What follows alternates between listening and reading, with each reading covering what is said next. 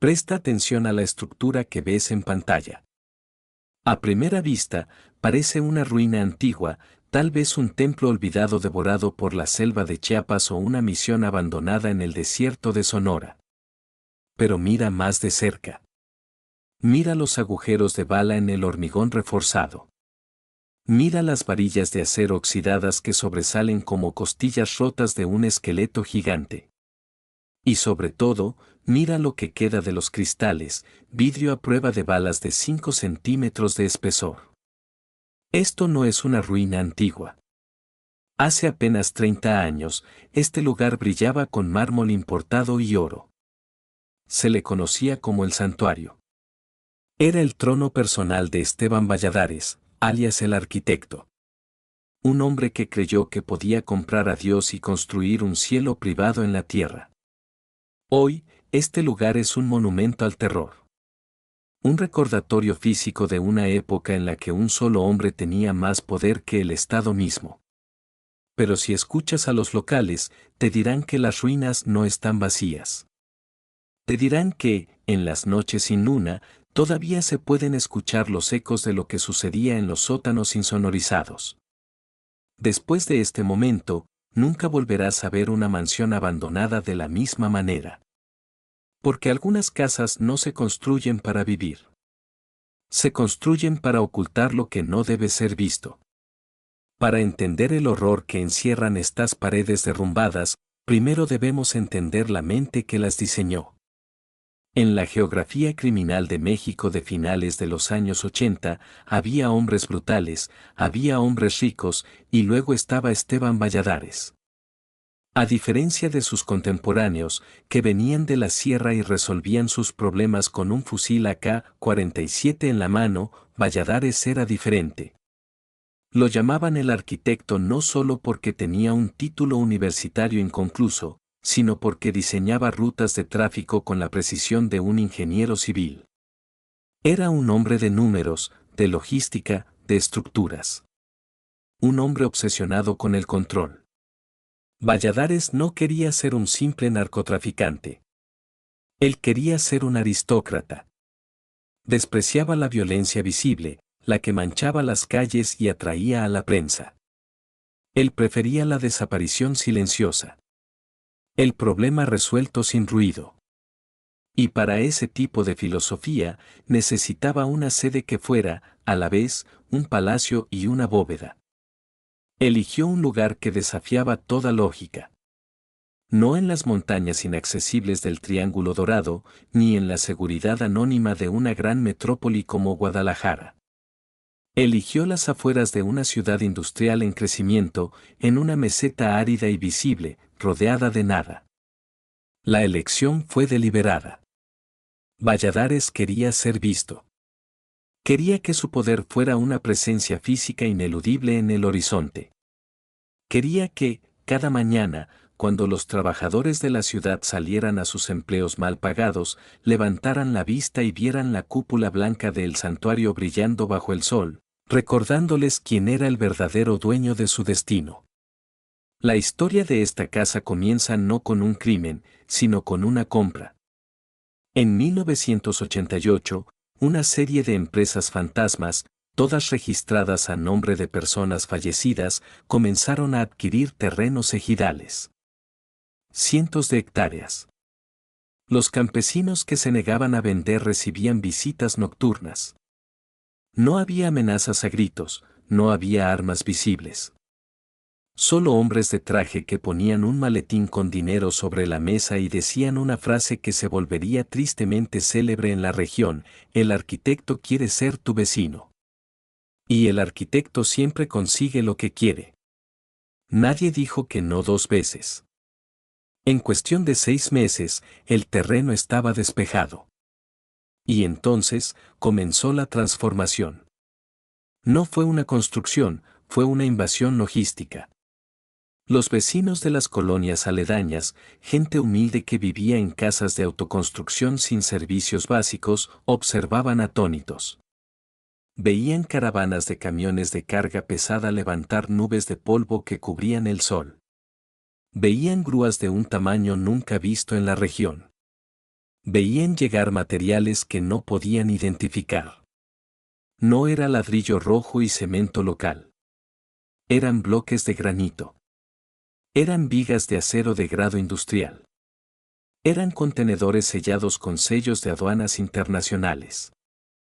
Parecía que estaban construyendo una planta nuclear, no una casa, recordaría años después don Manuel, un albañil local que trabajó en los cimientos y que, por miedo, tardó 2 décadas en hablar. Los cimientos eran demasiado profundos. Cavamos y cavamos. Nos decían que era para una bodega de vino subterránea.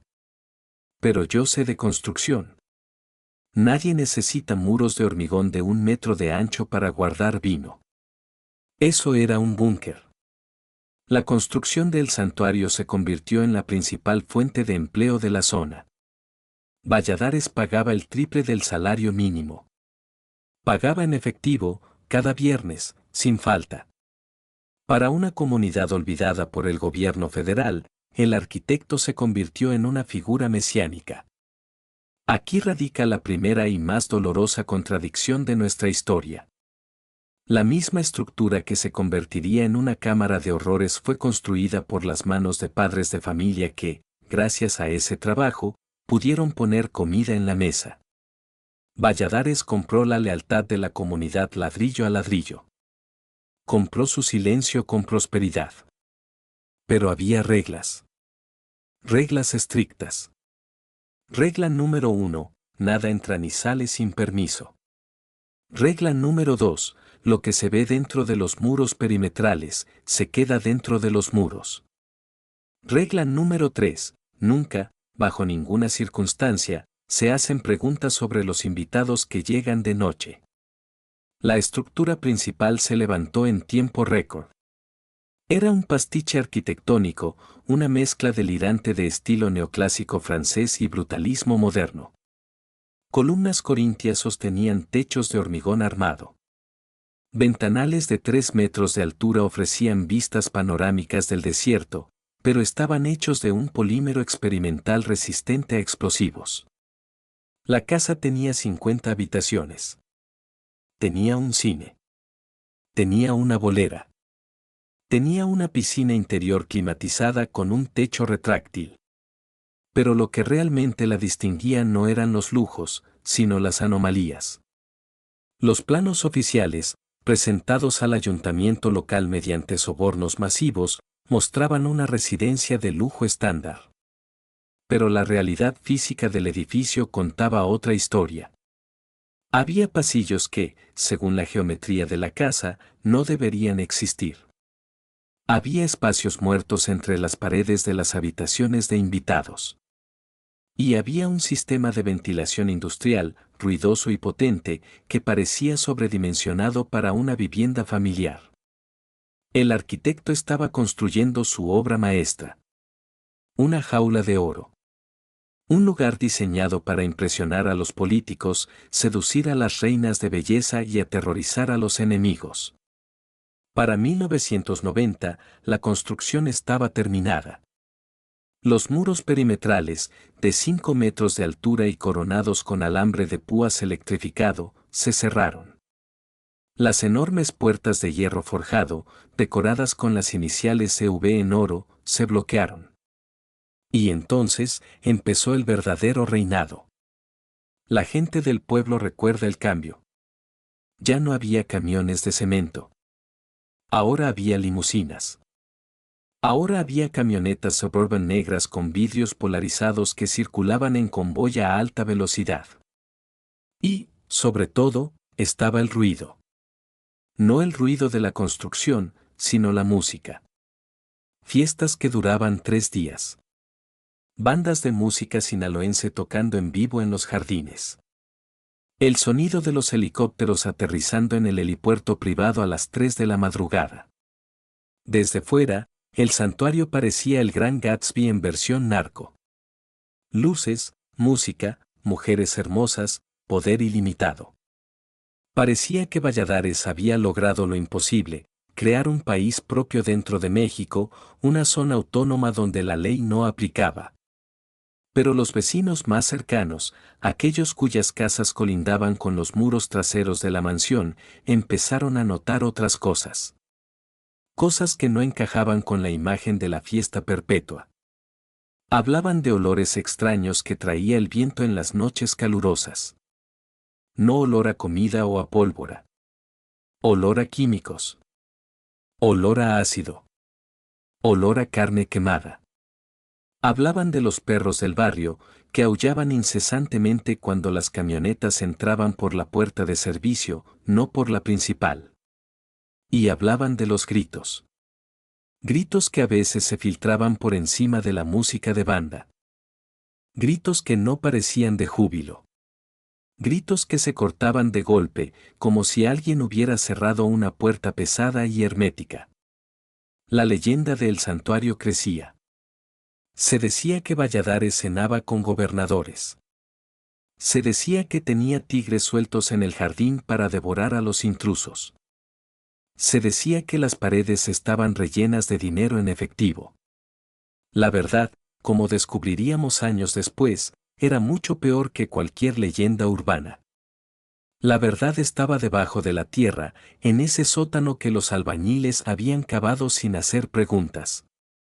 Pero en aquel entonces, a principios de los 90, nadie se atrevía a investigar. La policía local funcionaba, en la práctica, como la Guardia Pretoriana de Valladares. El ejército miraba hacia otro lado. Y la prensa sabía que escribir sobre el arquitecto era firmar una sentencia de muerte. Así, el santuario se convirtió en un agujero negro. Un lugar que absorbía personas, voluntades y leyes. Un lugar que existía al margen de la realidad, protegido por una burbuja de impunidad que parecía impenetrable.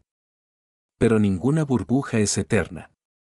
Y la arrogancia de Valladares, su creencia de que podía diseñar su propio destino con la misma facilidad con la que diseñaba sus túneles, sería su perdición. Porque el arquitecto había cometido un error fundamental.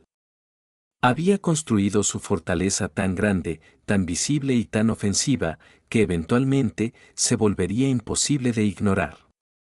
La caída no vendría de un enemigo externo. No vendría de un cartel rival. Vendría desde adentro. Vendría de un detalle que él, en su obsesión por el control macroscópico, había pasado por alto. Un pequeño error humano en una maquinaria perfecta. Pero antes de llegar a la caída, debemos entrar. Debemos cruzar esas puertas de hierro y caminar por los pasillos de mármol. Debemos ver el mundo a través de los ojos de las personas que vivieron y murieron dentro de esa fantasía de hormigón, si lograbas cruzar el perímetro de seguridad. Si pasabas los 3 puntos de control donde hombres con rifles de asalto escaneaban tu rostro y tu vehículo, entrabas en un mundo donde la realidad se distorsionaba. El interior del santuario no estaba diseñado para la comodidad. Estaba diseñado para la sumisión. El vestíbulo principal era una caverna de mármol blanco de Carrara, tan pulido que reflejaba a los visitantes como un espejo de agua. Una escalera doble, inspirada en la película Scarface, una obsesión personal de Valladares, dominaba el espacio. Pero a diferencia de la película, aquí no había caos. Había un orden clínico, casi quirúrgico. Valladares padecía, según perfiles psicológicos realizados años más tarde por la Fiscalía, de un trastorno obsesivo-compulsivo severo. No permitía el polvo. No permitía el desorden. Se dice que tenía un equipo de limpieza de 20 personas trabajando en turnos de 24 horas. Su trabajo no era limpiar la suciedad, era limpiar la evidencia de que alguien vivía allí. Caminar por esos pasillos era una experiencia sensorial inquietante. La temperatura siempre estaba fija en 21 grados centígrados, mantenida por un sistema de aire acondicionado industrial que zumbaba levemente en el fondo, enmascarando cualquier otro sonido. No había olor a comida, ni a flores, ni a vida. La casa olía a ozono y a limpiador industrial con aroma a pino. Las habitaciones de la planta baja eran salas de exposición. Había una biblioteca con miles de libros empastados en cuero que nunca fueron abiertos. Un salón de música con un piano de cola Steinway que nadie tocaba. Una sala de trofeos llena de cabezas de animales disecados que miraban con ojos de vidrio a los visitantes, leones, osos polares, rinocerontes. Especies en peligro de extinción cazadas en safaris ilegales y traídas a México como contrabando diplomático. Pero la verdadera vida de la casa ocurría en la planta alta y en los subsuelos. Valladares gobernaba desde su oficina en el segundo piso. Era una habitación blindada, con monitores que cubrían cada ángulo de la propiedad y cada calle del pueblo adyacente. Desde allí, el arquitecto movía toneladas de cocaína hacia el norte y camiones llenos de dólares hacia el sur. Lo hacía por teléfono. Lo hacía por radio, y lo hacía con la calma de un gerente de banco. Para mantener esta maquinaria funcionando, Valladares necesitaba personal de confianza. Y aquí es donde entra la figura de los invisibles. Los invisibles eran el servicio doméstico. Cocineras, mozos, jardineros. Gente local, reclutada de las zonas más pobres. Se les pagaba una fortuna, pero el contrato tenía una cláusula no escrita: una vez que entrabas al círculo interno, tu vida dejaba de ser tuya. Vivían en la propiedad. Se les prohibía salir días de semana. Se les prohibía hablar entre ellos sobre lo que veían. Y, sobre todo, se les prohibía mirar a los ojos al señor o a sus invitados especiales. María, una ex cocinera que logró huir a Estados Unidos años después, describió el ambiente en una deposición legal que permaneció sellada hasta hace poco: era como vivir en un funeral eterno. Teníamos que usar pantuflas de tela sobre los zapatos para no hacer ruido. Si se caía un plato, el miedo que sentíamos no era a que nos regañaran. Era miedo a que nos bajaran al sótano. El sótano. Esa palabra se repetía como un mantra maldito entre los empleados. Oficialmente, el sótano albergaba la bodega de vinos, el gimnasio y la sala de máquinas. Pero había una puerta. Una puerta de acero gris, sin manija, que solo se abría con un código digital que únicamente Valladares y su jefe de seguridad, un exmilitar conocido como el comandante, conocían. Nadie sabía con certeza qué había detrás de esa puerta. Pero todos sabían lo que salía de ella. A veces, la ropa de Valladares bajaba a la lavandería con manchas que no eran de vino ni de comida. Manchas oscuras, férreas, que requerían peróxido para ser eliminadas. Las lavanderas las limpiaban llorando en silencio, sabiendo que preguntar era morir. A veces, durante las fiestas, cuando la música de banda estaba en su apogeo y los políticos y generales del ejército estaban borrachos de whisky etiqueta azul, Valladares seleccionaba a alguien. Un socio que había fallado. Un competidor invitado bajo bandera de tregua. Un empleado sospechoso de robo. El arquitecto le ponía el brazo sobre el hombro, sonreía con esa sonrisa fría que no llegaba a sus ojos, y lo invitaba a ver la colección especial en la bodega. Los dos bajaban. Solo uno subía. La fiesta continuaba. La música seguía sonando. Y al día siguiente, el invitado simplemente se había ido temprano. Nadie preguntaba. Nadie investigaba. La burbuja de terror era tan perfecta que la negación se convertía en un mecanismo de supervivencia. Pero en 1993, esa burbuja sufrió su primer pinchazo. Y no vino de la policía, ni de la DEA, ni de un cartel rival. Vino del amor de una madre. Esta es la historia de Sofía Méndez. Sofía tenía 19 años. Era, según todos los relatos, una chica luminosa, con sueños de estudiar enfermería. Para pagar sus estudios, aceptó un trabajo en el santuario como camarera de fin de semana. La paga de un solo fin de semana equivalía a 2 meses de salario en la maquiladora local. Era una oferta imposible de rechazar. Sofía era inteligente. Sabía dónde se metía. Le dijo a su madre, doña Carmen, voy, hago mi trabajo, bajo la cabeza y vuelvo. Durante 6 meses, cumplió su palabra. Trabajaba en las fiestas, servía las bebidas y regresaba a casa con sobres llenos de efectivo y la mirada cada vez más apagada. Empezó a tener pesadillas. Empezó a decir que la casa estaba enferma. El sábado 14 de noviembre de 1993, Sofía se fue a trabajar a El Santuario. Se celebraba el cumpleaños de Valladares. Se esperaba una fiesta colosal. Sofía nunca volvió. El lunes por la mañana, doña Carmen fue a la puerta principal de la mansión. Los guardias, hombres con uniformes tácticos y gafas de sol, se rieron de ella. Le dijeron que Sofía se había ido con un novio, que había renunciado, que ya no estaba allí. Pero doña Carmen sabía que su hija no se iría sin despedirse. Y sabía algo más, Sofía había dejado su inhalador para el asma en casa. No podía ir a ninguna parte sin él. Doña Carmen hizo lo que nadie había hecho hasta entonces. Fue a la policía. El comandante de la policía municipal la recibió, escuchó su denuncia, y luego, delante de ella, rompió el papel en pedazos y lo tiró a la basura.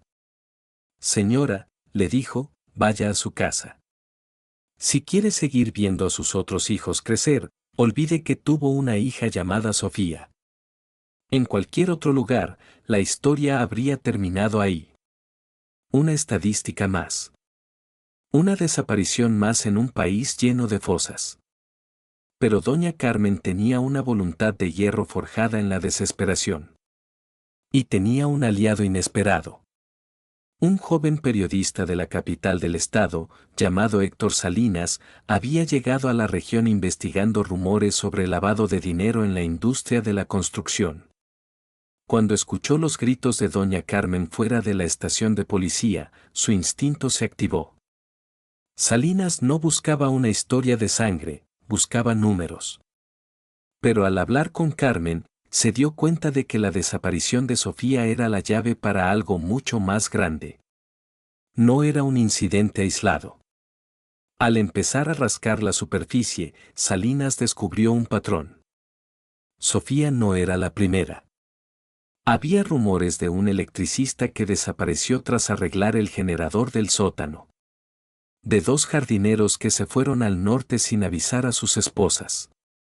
De chicas jóvenes que entraban a las fiestas y se desvanecían en la noche. Salinas comenzó a investigar a el arquitecto. Pero no lo hizo desde la confrontación directa. Lo hizo desde la arquitectura. Consiguió, a través de sobornos a un funcionario menor del catastro, los planos originales de la propiedad.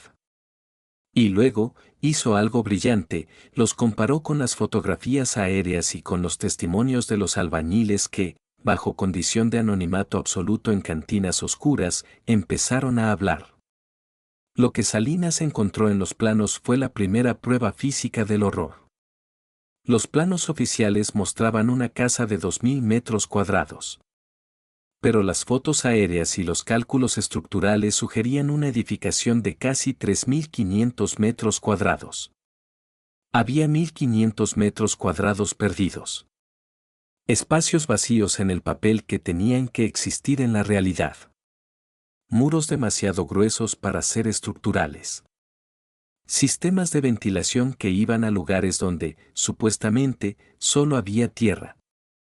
Salinas se dio cuenta de que el santuario no era solo una casa con un sótano secreto. La casa entera era un mecanismo de ocultación. Un rompecabezas diseñado para esconder personas. Mientras Salinas conectaba los puntos en su pequeña oficina llena de humo de cigarro, dentro de la mansión, la paranoia de Valladares comenzaba a crecer. La desaparición de Sofía había sido un error. Un descuido.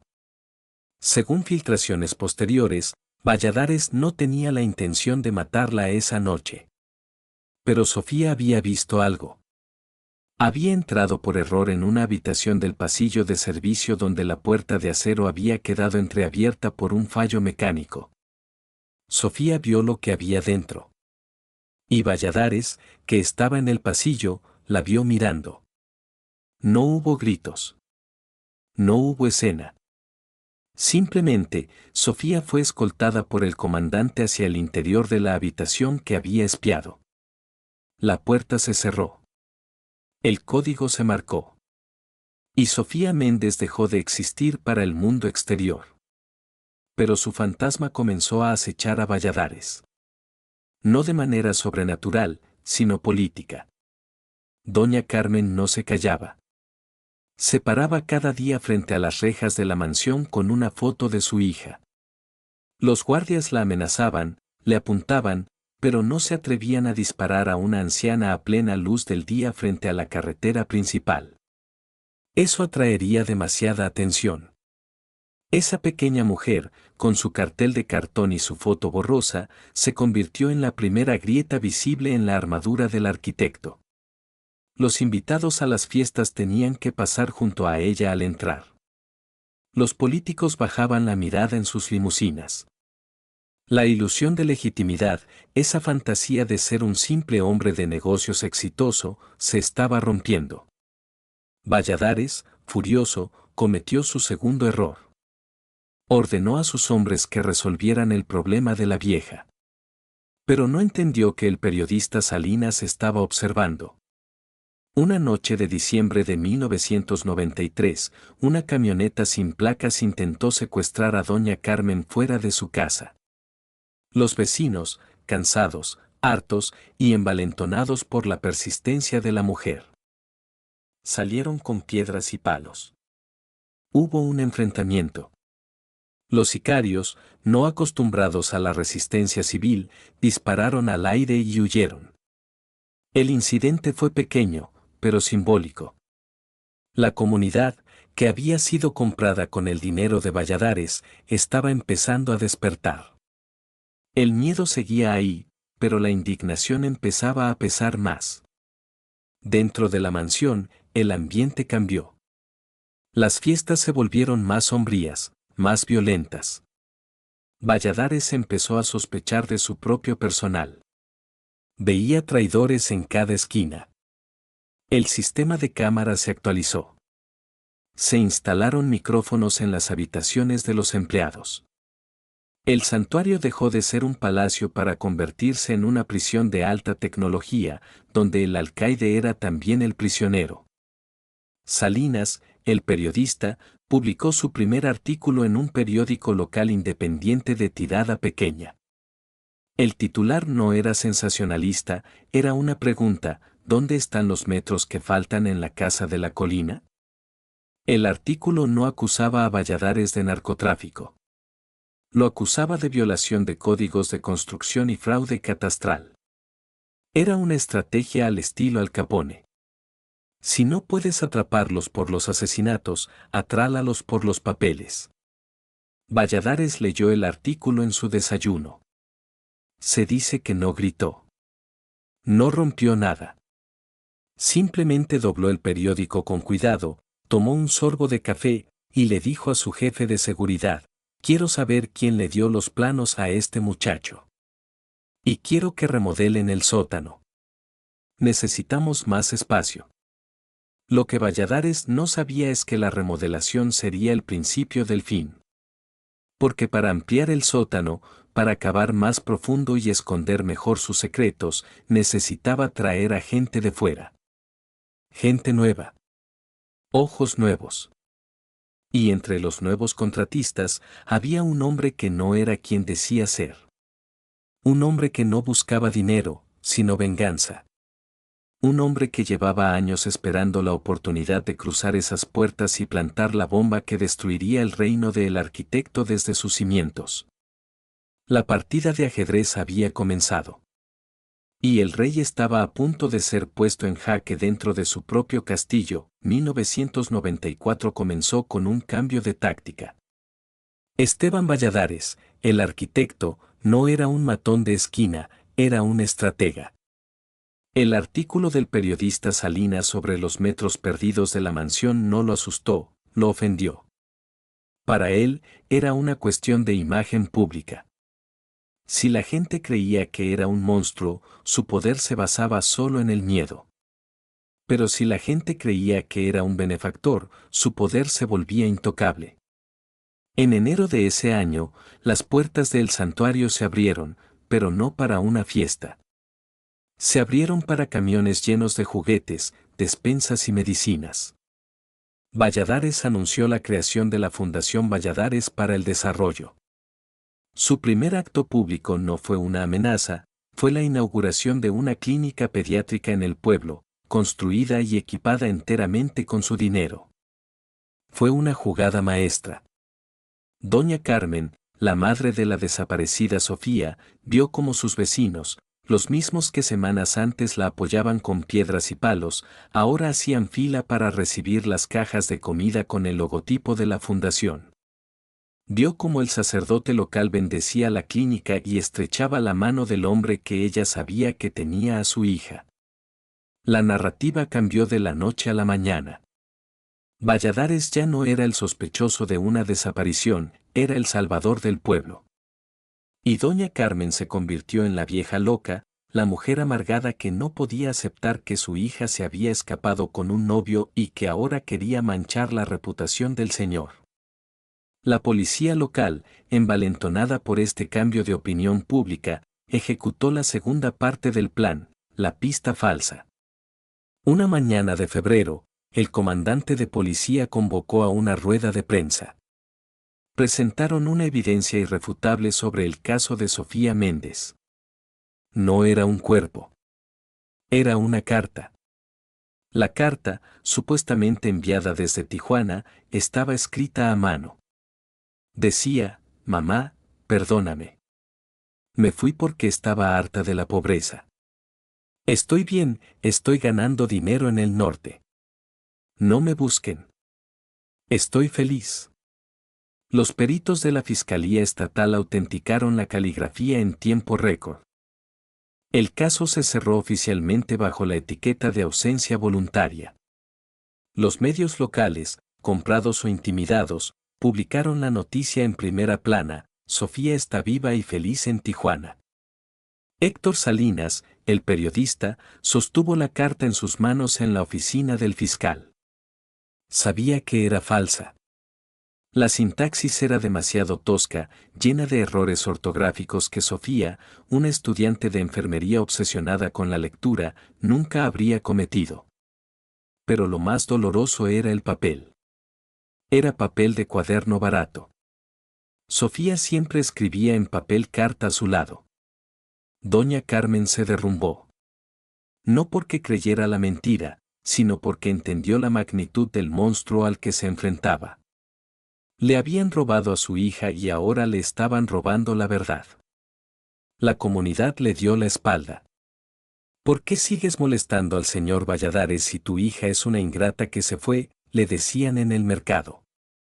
La soledad de doña Carmen en ese momento es el punto más bajo de nuestra historia. Es el triunfo temporal del mal a través de la manipulación de la esperanza. Pero mientras Valladares ganaba la batalla de la opinión pública afuera, adentro del santuario estaba cometiendo el error fatal que mencionamos antes. La remodelación del sótano. Para expandir sus instalaciones subterráneas, Valladares no podía usar a los albañiles locales. Sabían demasiado y hablaban demasiado en las cantinas. Necesitaba profesionales. Ingenieros estructurales capaces de trabajar con hormigón reforzado de grado militar y sistemas de ventilación complejos. Contrató a una firma externa de la Ciudad de México.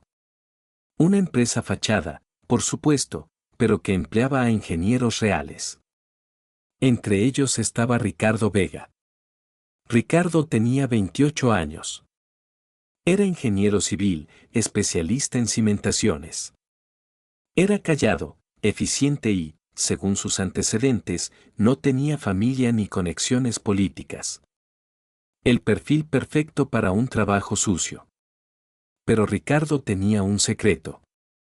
No era un infiltrado de la policía, ni de la DEA. Su motivación era más antigua y más potente, la sangre. El padre de Ricardo había sido uno de los ejidatarios que poseían las tierras originales donde ahora se levantaba el santuario. En 1988, cuando los hombres de Valladares llegaron a comprar, su padre se negó. 2 semanas después, murió en un accidente de tractor. Ricardo, que entonces estudiaba en la capital, nunca olvidó. Pasó 5 años construyendo una carrera y una identidad falsa, esperando, pacientemente, una oportunidad para entrar. Y ahora, estaba dentro. Lo que Ricardo vio en esas primeras semanas de trabajo superó sus peores sospechas. No estaban construyendo una bodega de vinos. Estaban construyendo un complejo de detención. A Ricardo se le dieron planos parciales. Su trabajo era calcular las cargas para reforzar el techo del sótano, porque Valladares quería construir una piscina encima. Pero Ricardo, con su ojo entrenado, empezó a notar las anomalías en la infraestructura existente. Notó el sistema eléctrico. El consumo de energía del sótano era equivalente al de un pequeño hospital. Notó la fontanería. Había desagües industriales instalados en el centro de habitaciones pequeñas, de apenas 3 por 3 metros. Desagües diseñados para evacuar grandes volúmenes de líquidos rápidamente. Y notó el aislamiento. Paredes de hormigón de 60 centímetros, recubiertas con capas de plomo y espuma acústica de alta densidad. Nadie aísla una habitación así a menos que espere que se produzcan sonidos que nadie debe oír, escribiría Ricardo en un diario que mantuvo oculto dentro de la carcasa hueca de su nivel láser. O a menos que quiera evitar que las señales de radio entren o salgan.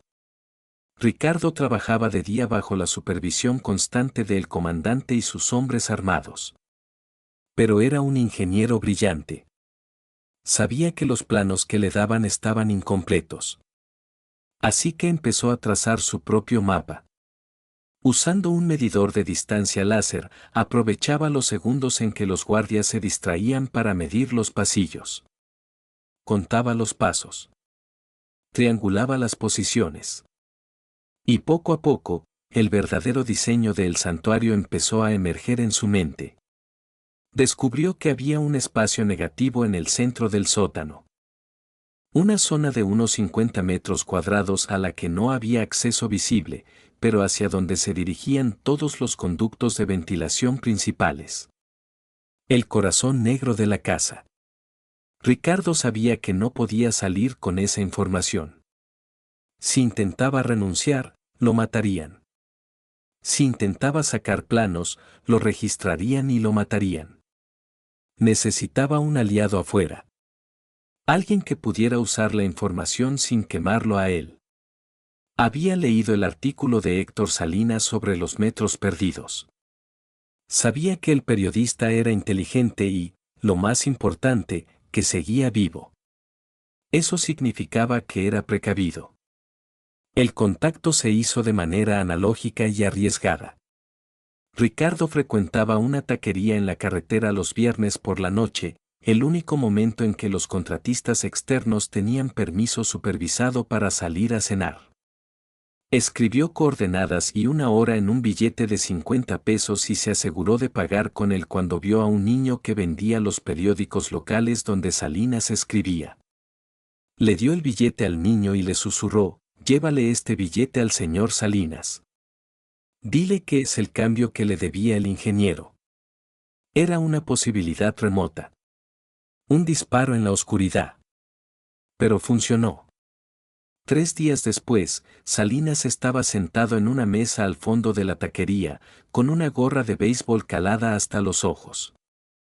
Ricardo entró con sus guardias. Se sentó en una mesa contigua, de espaldas al periodista. No se miraron. No se hablaron directamente. Pero Ricardo, fingiendo hablar por un teléfono público en la pared, dictó una serie de datos técnicos en voz alta, como si estuviera discutiendo con un proveedor de cemento. El espesor de la losa en el sector C4 es insuficiente para la carga térmica, dijo Ricardo. Estamos hablando de incineradores de gas, no de calentadores de agua.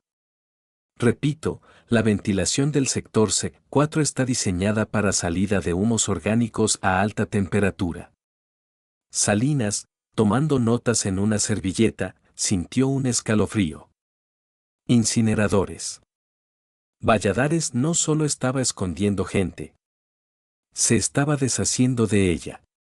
Dentro de la casa. La información de Ricardo cambió el rumbo de la investigación de Salinas. Ya no buscaba a una chica desaparecida. Buscaba un crematorio clandestino. Pero Salinas necesitaba pruebas. Necesitaba algo más que las palabras de un ingeniero asustado. Necesitaba ver lo que había en el sector C4. La oportunidad surgió de la vanidad de Valladares. El cumpleaños de su hija menor se acercaba. Iba a ser la fiesta del siglo. Quinceañera. Valladares quería que la piscina sobre el sótano estuviera terminada para esa fecha. Presionó a los ingenieros. Trabajen doble turno, ordenó. Trabajen de noche si es necesario. Trabajar de noche significaba menos supervisión. Los guardias, confiados y aburridos, solían beber y ver televisión en la caseta de seguridad durante las horas de la madrugada. Ricardo vio su oportunidad. Tenía que acceder al sector C4. Tenía que saber si Sofía, o lo que quedaba de ella, estaba allí. Fabricó una excusa técnica, necesitaba verificar las vibraciones de la estructura cuando el sistema de ventilación estuviera a máxima potencia. Convenció a un guardia novato para que lo dejara bajar al nivel inferior del sótano, el nivel prohibido, para tomar lecturas. Lo que Ricardo encontró esa noche de marzo de 1994 no fue un cuerpo. Fue algo más aterrador. Encontró una bitácora. En una mesa de metal, junto al incinerador de gas industrial que efectivamente estaba allí, había un cuaderno escolar. Un cuaderno común y corriente, de espiral. Valladares, en su obsesión compulsiva por el orden, llevaba un registro. No confiaba en la memoria de sus sicarios. Quería saber fechas, horas y disposición final. Ricardo abrió el cuaderno. Sus manos temblaban tanto que casi lo deja caer. Páginas y páginas de nombres. Algunos con apodos. Otros con nombres completos. Fechas de entrada. Fechas de salida. Y allí, en la página 14, estaba S. Méndez. Entrada, 14 de noviembre de 93. Estado, transferida al nivel 2. Transferida. No salida. No disposición final. Nivel 2. Ricardo no sabía qué era el nivel 2. Pero la entrada tenía una fecha reciente al lado, una nota al margen escrita con la caligrafía pulcra de Valladares. Tratamiento continuo. Mantiene silencio. Sofía estaba viva. 4 meses después de su desaparición, en medio de un infierno de hormigón y acero, la chica del inhalador seguía viva. Valladares no la había matado. La estaba reteniendo. ¿Por qué? ¿Para qué? Ricardo no tuvo tiempo de leer más. Escuchó el sonido de botas pesadas bajando la escalera de metal. El comandante venía a verificar. Ricardo cerró el cuaderno, lo dejó exactamente donde estaba y sacó su medidor láser, fingiendo apuntar a una tubería. Su corazón latía tan fuerte que temía que el eco lo delatara en la habitación insonorizada. El comandante entró, con la mano en la funda de su pistola. Miró a Ricardo. Miró el incinerador. Miró el cuaderno. ¿Terminaste, ingeniero?, preguntó con una voz que sonaba a grava triturada. Sí, señor, dijo Ricardo, obligando a su voz a no romperse. La estructura es sólida. Más te vale, dijo el comandante. Porque si este techo se cae, tú vas a ser el primero en sostenerlo desde abajo. Ricardo salió del sótano esa noche sabiendo dos cosas. Primero, que tenía que sacar a Sofía de ahí. Y segundo, que la única forma de hacerlo era destruir el santuario desde adentro. No podía esperar a la policía. No podía esperar a Salinas. Tenía que sabotear la estructura misma. Tenía que convertir la mayor fortaleza de Valladares en su tumba. Y ya sabía cómo hacerlo. Los planos de la piscina que estaba reforzando tenían un defecto. Un defecto que él había notado y que no había corregido. Un defecto que, si se manipulaba correctamente, podría causar un fallo catastrófico en el momento exacto en que Valladares se sintiera más seguro, durante la fiesta de 15 años, con toda la élite política y criminal reunida en el salón principal. Justo encima del sótano maldito. Abril de 1994 fue el mes más caluroso registrado en la historia de la región hasta ese momento. Pero dentro del santuario, el aire estaba helado. La fecha estaba marcada en el calendario con tinta roja, 21 de mayo. La fiesta de 15 años de la hija de Valladares. No iba a ser solo una celebración familiar, iba a ser una cumbre.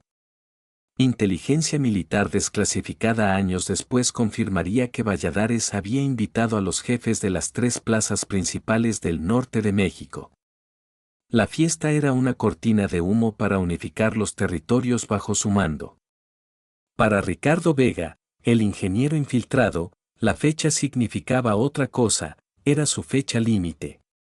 Ricardo sabía que no podía sacar a Sofía por la fuerza. Había 4 guardias armados custodiando el acceso al nivel inferior las 24 horas. El nivel 2, como había leído en la bitácora, no era una celda común. Era una cámara de privación sensorial. Un espacio diseñado para romper la mente humana mediante el aislamiento absoluto y el control de estímulos. Sofía estaba siendo mantenida allí no como prisionera, sino como un proyecto. Valladares, en su psicopatía, estaba experimentando con la lealtad forzada. El plan de Ricardo era suicida, pero era la única opción. No podía derribar la puerta. Tenía que hacer que la casa misma la abriera. El sistema de seguridad del sótano, importado de Alemania, tenía un protocolo de emergencia llamado Fail-Safe Open. En caso de un fallo catastrófico, incendio masivo, inundación estructural o colapso, los cerrojos magnéticos de las celdas se desactivarían automáticamente para evitar que los activos, los prisioneros, murieran sin permiso del dueño.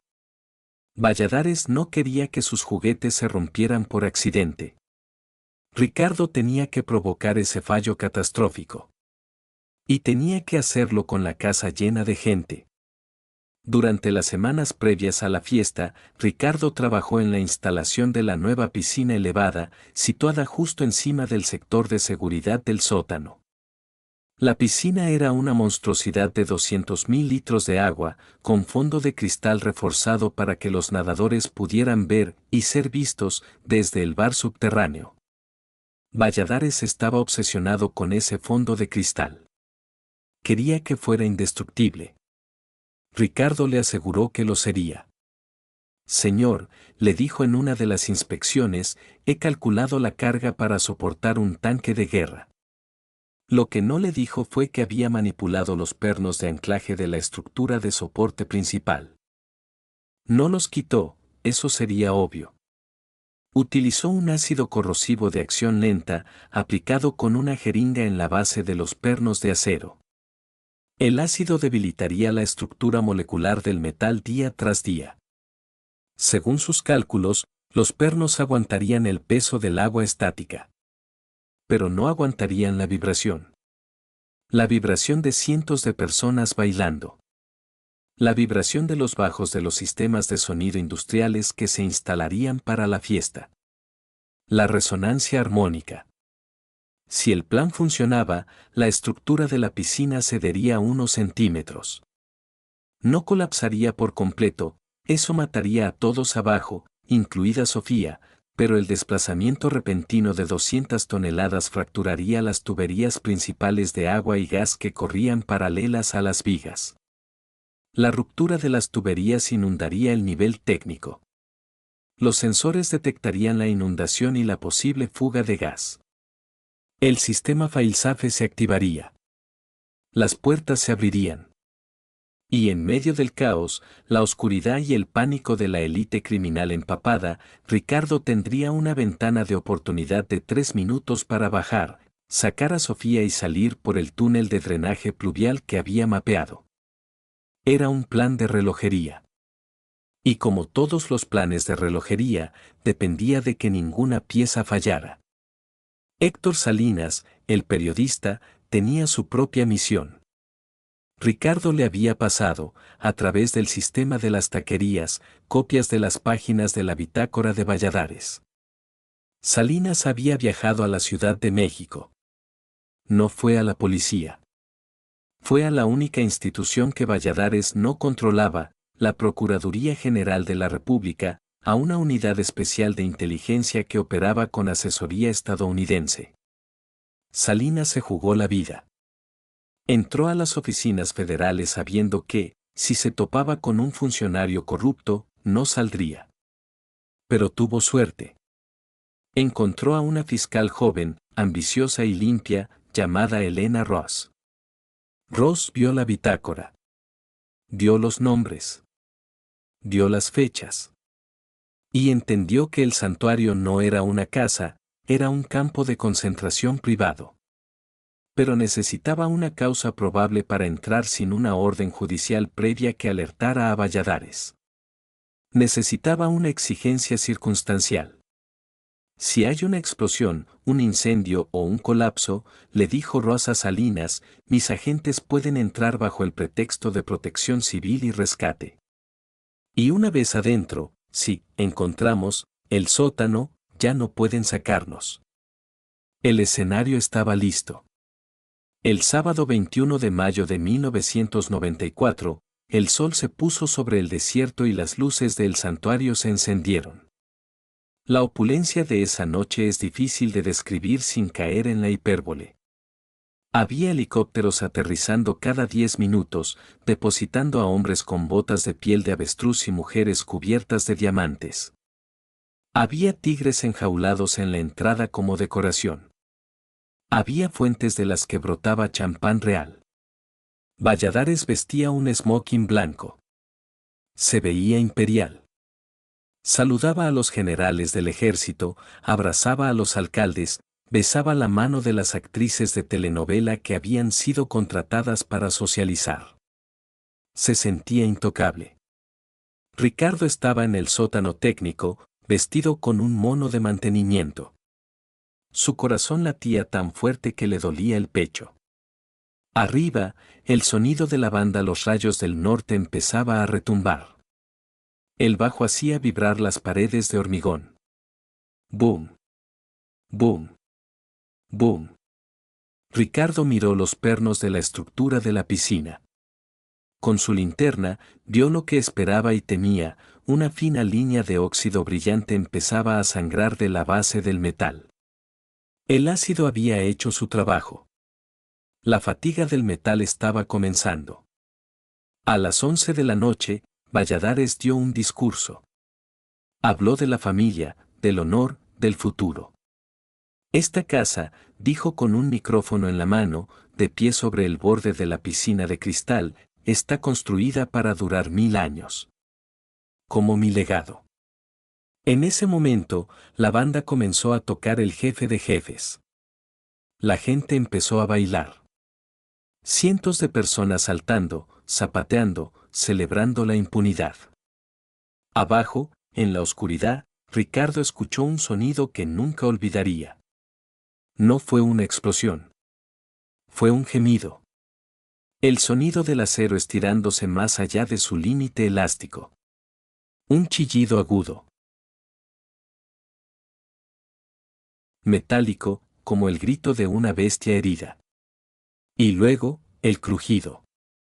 Efecto de sonido sugerido para producción, sonido de metal torciéndose bajo presión extrema, seguido de un estallido sordo de tuberías rompiéndose.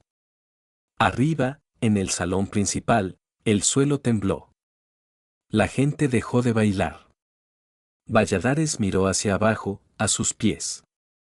El suelo de cristal de la piscina, su orgullo, su capricho, desarrolló una grieta.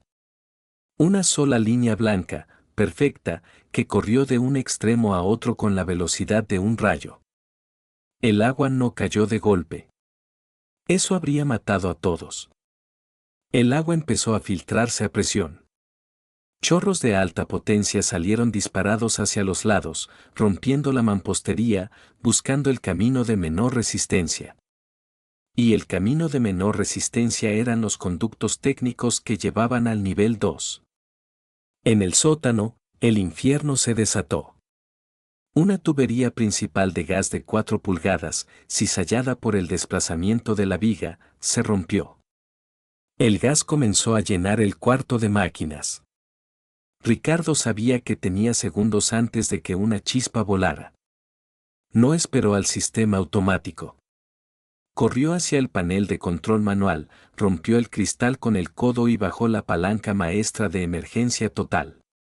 Las luces del palacio se apagaron. La música murió. Por un segundo, hubo un silencio absoluto en el desierto, solo roto por el silbido del gas y el rugido del agua. Y entonces, se escuchó el sonido de los cerrojos magnéticos liberándose. Clac. Clac. Clac. Las puertas del nivel 2 se abrieron. Arriba, el pánico se apoderó de la fiesta. Los invitados, a oscuras, empapados por el agua que brotaba del suelo, corrieron hacia las salidas. Los guardias de Valladares intentaban mantener el orden con linternas, pero la estructura crujía sobre sus cabezas. Valladares no corrió.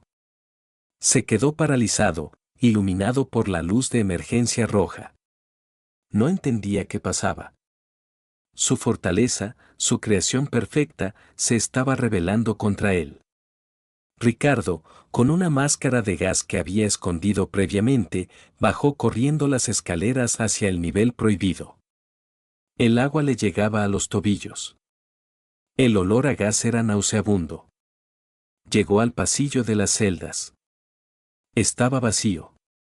Las puertas estaban abiertas, pero no había nadie en el pasillo. Sofía, gritó a través de la máscara. Sofía. Al final del pasillo, en la última celda, vio movimiento. Una figura pequeña, encogida en un rincón, cubriéndose los ojos ante la luz de la linterna de Ricardo. Sofía estaba viva. Estaba pálida, esquelética, con el pelo rapado, pero estaba viva. Ricardo la agarró del brazo. Ella intentó resistirse, aterrorizada, pensando que era otro tratamiento. Soy yo, le dijo Ricardo, quitándose la máscara un segundo para que viera su cara. Soy el ingeniero. Vengo a sacarte. La arrastró por el pasillo. El agua subía.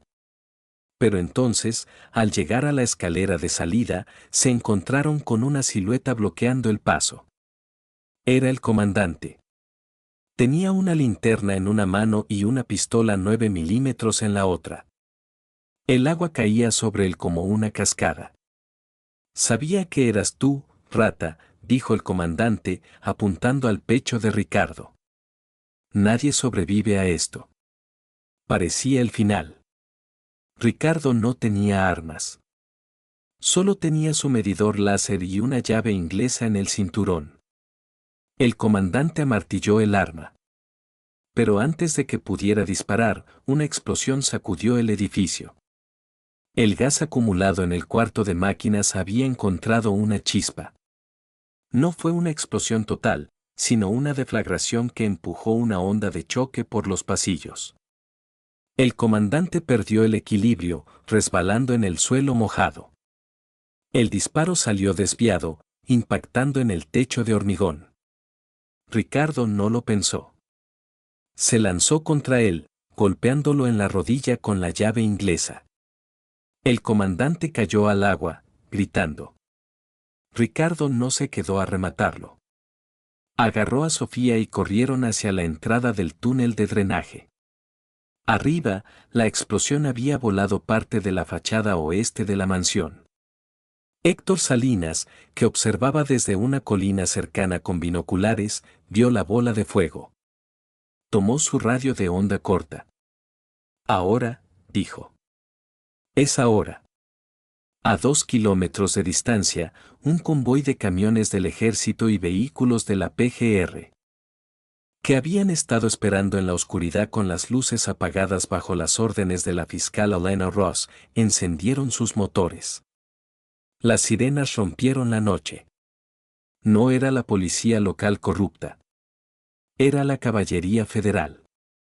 Pero Valladares no iba a dejarse atrapar tan fácilmente. Mientras sus invitados huían y su casa ardía, el arquitecto corrió hacia su oficina blindada. Tenía un plan de contingencia. Siempre tenía un plan. Detrás de un librero falso, había un acceso a su túnel de escape personal. El túnel de 1 kilómetro que llevaba al rancho vecino. Valladares entró en el túnel, cerrando la puerta blindada tras de sí. Se sentía seguro. Pensaba que había ganado otra vez. Que escaparía, se reagruparía y reconstruiría. Pero Valladares no sabía una cosa. Ricardo, el ingeniero que había reforzado los túneles, había hecho una modificación más. En el kilómetro 0.5 del túnel de escape, Ricardo había debilitado el soporte del techo. No con ácido, sino quitando los pernos de carga clave y enmascarando el hueco con yeso. Era una trampa estructural. Una trampa que solo se activaría si alguien corría por el túnel, generando la vibración suficiente para hacer colapsar la tierra arenosa del desierto sobre el corredor de hormigón. Valladares corría por el túnel, con un maletín de diamantes en la mano. Escuchaba sus propios pasos y su respiración agitada. Y entonces, escuchó un sonido sobre su cabeza. Un crujido seco. Como un hueso rompiéndose. Miró hacia arriba. Y el techo del mundo se le vino encima. La madrugada del 22 de mayo de 1994, el desierto de Chihuahua no estaba en silencio. Aullaba. El fuego que consumía el ala oeste del santuario proyectaba sombras largas y violentas sobre la arena. El sonido no era de música, sino de sirenas. Cientos de ellas. El convoy federal, liderado por la fiscal Elena Ross, había roto el perímetro. Los guardias de Valladares, confundidos por la explosión y sin liderazgo, se rindieron o huyeron hacia el desierto, donde fueron cazados por helicópteros con reflectores. Pero la verdadera historia estaba ocurriendo bajo tierra, en la salida de un tubo de drenaje a 500 metros de la propiedad. Ricardo Vega salió primero. Estaba cubierto de lodo, aceite y sangre del comandante. Tosía, escupiendo el aire viciado del túnel. Detrás de él, arrastrándose con las pocas fuerzas que le quedaban, salió Sofía. El aire fresco del desierto la golpeó. Se dejó caer en la arena, mirando las estrellas como si fueran una alucinación. Había pasado 6 meses sin ver el cielo. Ricardo se quitó la máscara de gas y miró hacia la carretera. Vio una figura solitaria corriendo hacia ellos, saltando entre los matorrales, ignorando las órdenes de alto de los soldados. Era doña Carmen. Héctor Salinas, el periodista, la había llamado esa misma tarde. Le había dicho, mantente cerca. Hoy termina. Y ella había esperado, agazapada en la oscuridad, con el inhalador de su hija apretado en la mano como un talismán. El reencuentro no fue cinematográfico. Fue brutal y doloroso. Doña Carmen se lanzó sobre el cuerpo sucio y esquelético de su hija. No hubo palabras bonitas, solo un llanto gutural, animal, el sonido de una madre recuperando una parte de su propia alma. Sofía, en estado de shock, solo pudo aferrarse a la ropa de su madre y respirar. Salinas llegó segundos después con un fotógrafo. Tomó una sola foto. No de la mansión ardiendo, sino de las dos mujeres abrazadas en el lodo. Esa foto se convertiría en la portada de todos los periódicos del país al día siguiente, bajo el titular, El infierno tenía nombre. Pero faltaba una pieza. El diablo. A 1 kilómetro de distancia, bajo toneladas de tierra y hormigón fracturado, Esteban Valladares estaba vivo. La trampa de Ricardo había funcionado, pero no lo había matado. El techo del túnel de escape había colapsado justo delante y detrás de él, dejándolo atrapado en una burbuja de aire de apenas 3 metros de largo. Valladares, el hombre que controlaba 3 estados, el hombre que cenaba en vajilla de oro, estaba ahora en una caja de tierra. Estaba en oscuridad total. Su smoking blanco estaba destrozado. El maletín con los diamantes se había perdido en el derrumbe. Gritó. Gritó amenazas. Gritó ofertas de dinero. Les doy $10 millones al que me saque. 20 millones. Pero nadie lo oía. El aislamiento acústico que tanto amaba ahora jugaba en su contra. Durante 6 horas, el arquitecto experimentó en carne propia lo que había infligido a tantos otros, la claustrofobia absoluta. La impotencia. Arriba, la fiscal Elena Ross tomó el control de la escena. Nadie toca nada, ordenó a los bomberos que llegaban. Dejen que se queme lo superficial. Quiero el sótano. Cuando el humo se disipó y los ingenieros del ejército declararon que la estructura remanente era segura, Ross, Salinas y un equipo de peritos bajaron al nivel 2. Lo que encontraron allí desafiaba toda descripción legal. El agua de la piscina había bajado, dejando un rastro de destrucción. Pero las celdas estaban intactas. Había 6 celdas. Sofía había estado en la última. En las otras 5, encontraron a otras personas. 3 hombres y 2 mujeres. Estaban desnutridos, aterrorizados, pero vivos.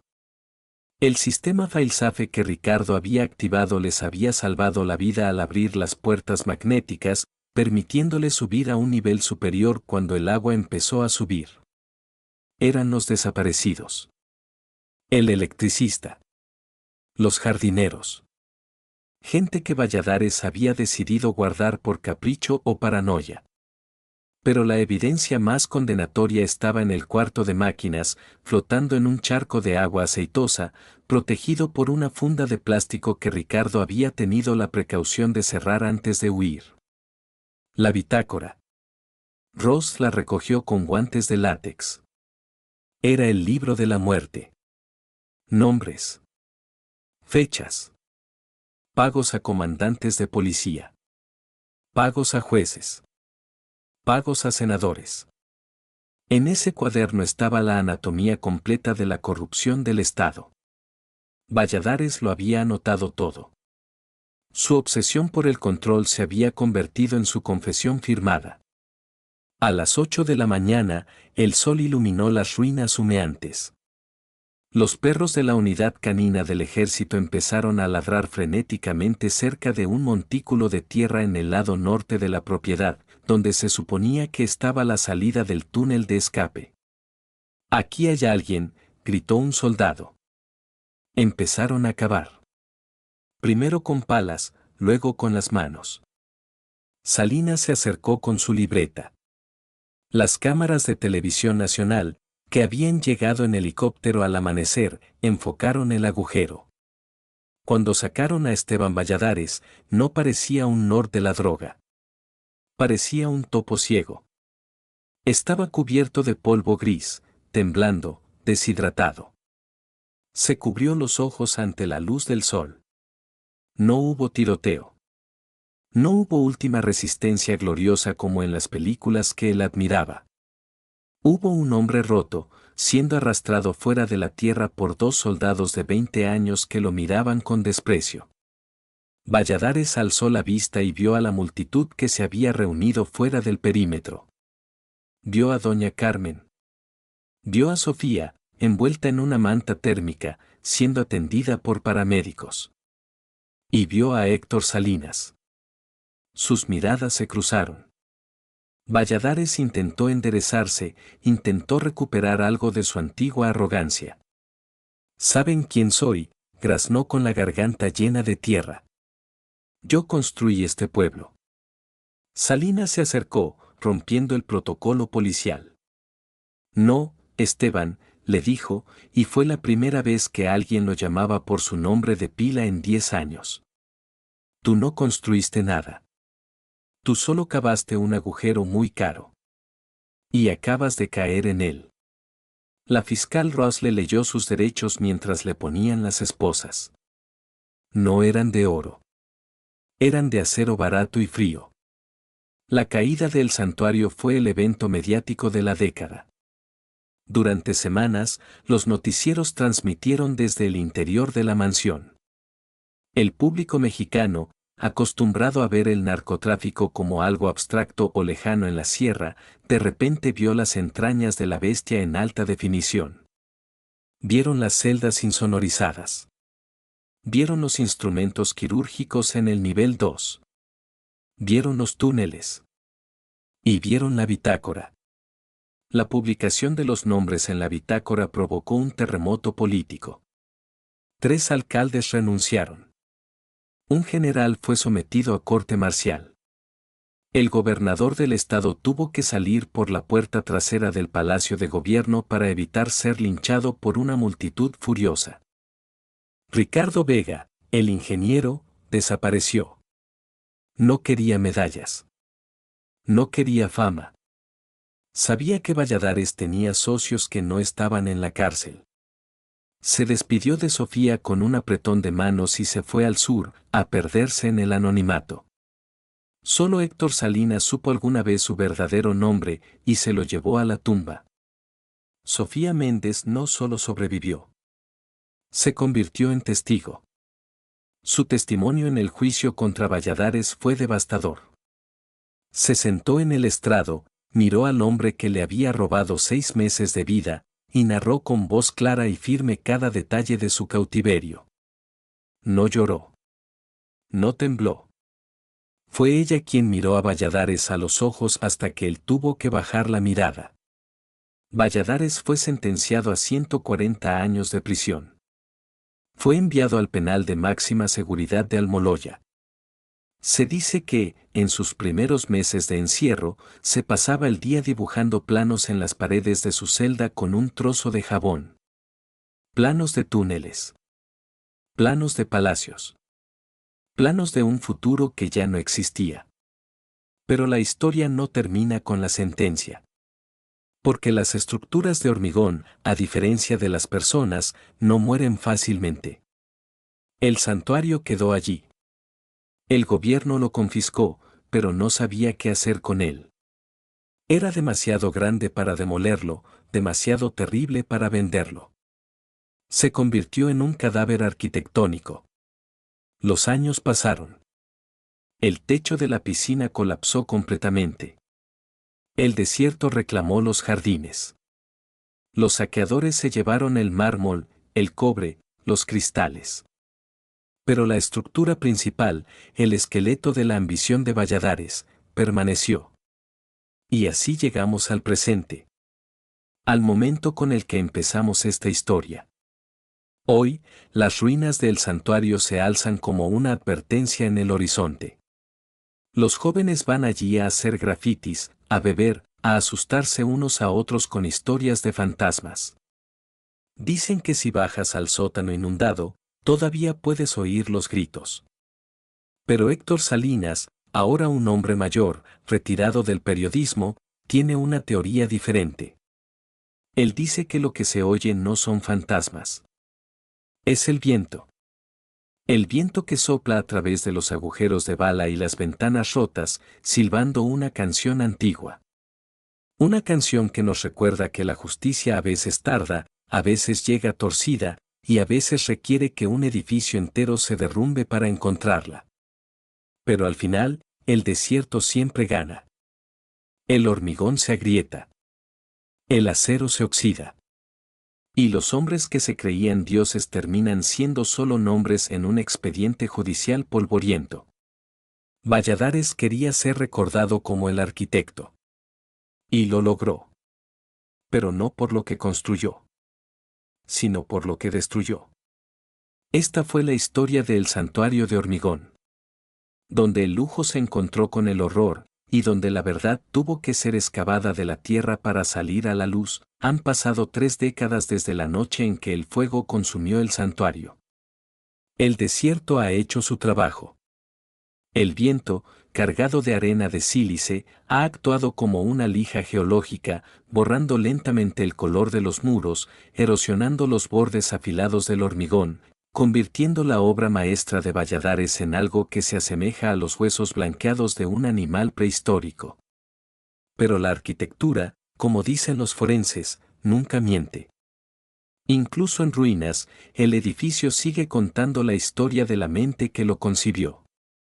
Expertos en psicología criminal que estudiaron los planos recuperados por la fiscal Elena Ross llegaron a una conclusión perturbadora: Esteban Valladares no construyó una casa para protegerse del mundo. Construyó una casa para protegerse de sí mismo. El diseño del nivel 2, esa zona de celdas insonorizadas que Ricardo Vega expuso, revela una patología específica. Las celdas no tenían barrotes, tenían puertas sólidas. No estaban diseñadas para el castigo físico, sino para el aislamiento absoluto. Valladares, un hombre que no podía estar solo ni un segundo, siempre rodeado de guardias, de música, de aduladores, infligía a sus enemigos su mayor temor, el silencio. La ironía final de su vida es que el sistema penitenciario le dio exactamente lo que él le daba a otros. Valladares murió en 2014 en el penal del Altiplano. Murió de un infarto. Solo, en una celda de 3 por 4 metros. Sin ventanas. Sin música. Sin nadie a quien dar órdenes. Su obituario en los periódicos nacionales fue de 2 líneas. El arquitecto que soñó con ser un faraón terminó siendo una nota al pie de página.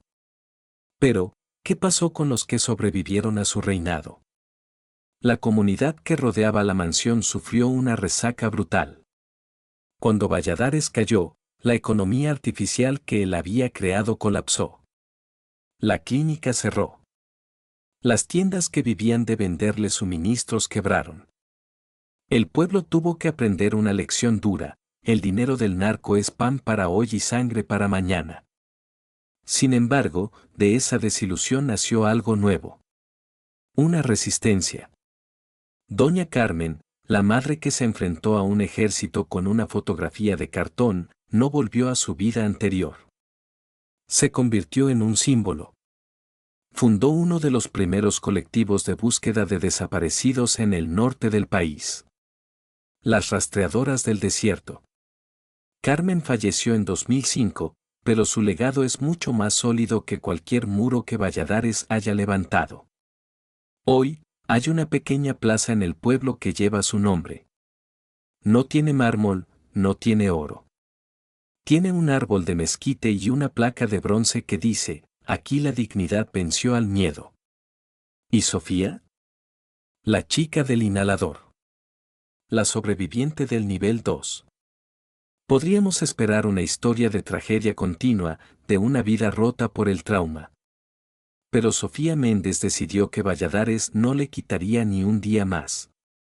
Utilizó el dinero de una indemnización estatal, una de las pocas veces que el gobierno mexicano pagó a víctimas del crimen organizado, para terminar sus estudios. No estudió enfermería, como planeaba originalmente. Estudió Derecho. Hoy, Sofía es fiscal especializada en trata de personas. No da muchas entrevistas. Prefiere que su trabajo hable por ella.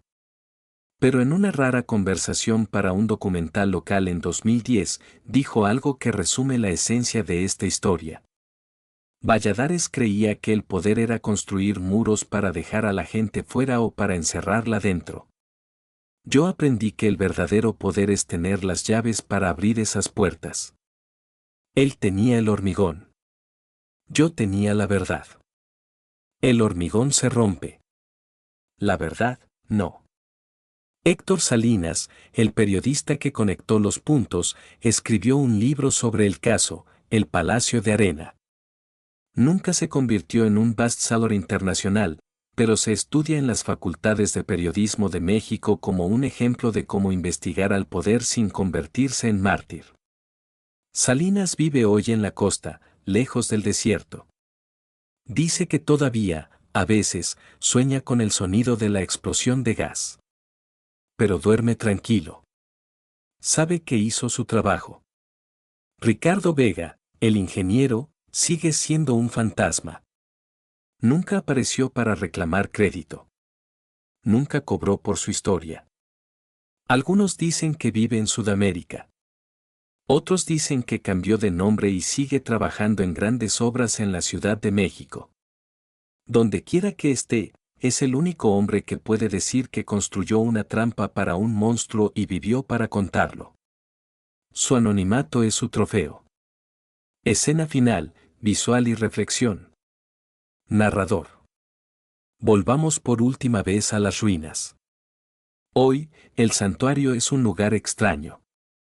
Los fines de semana, grupos de adolescentes entran a escondidas para pintar grafitis en las paredes que alguna vez sostuvieron obras de arte robadas. Donde antes había un Picasso, ahora hay un Te amo Laura pintado con spray rojo. Donde antes estaba el trono de Valladares, ahora crecen cactus silvestres. Los turistas del Dark Tourism a veces llegan, buscando sentir el escalofrío del mal. Se toman fotos en el borde de la piscina vacía y fracturada. Buscan fantasmas. Pero si prestas atención, te darás cuenta de que el lugar no está embrujado. Está vacío. El mal no es un espíritu que se queda en las paredes. El mal es una acción. Y cuando la acción termina, cuando el dinero se acaba y las armas se oxidan, lo que queda es simplemente basura. Escombros.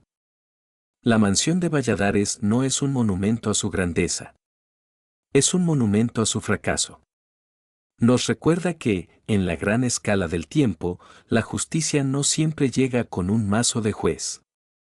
A veces llega con la raíz de una planta que rompe el cimiento. A veces llega con el óxido que come el hierro. La naturaleza está recuperando lo que es suyo.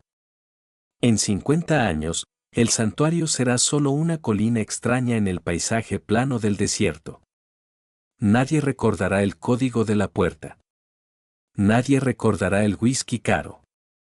Nadie recordará al arquitecto. Pero recordarán a Doña Carmen. Recordarán que hubo alguien que dijo no. Y al final, esa es la única arquitectura que importa. La que construimos con nuestras acciones, no con nuestras posesiones. Presta atención al silencio del desierto ahora. Ya no hay gritos. Solo hay viento. Y paz.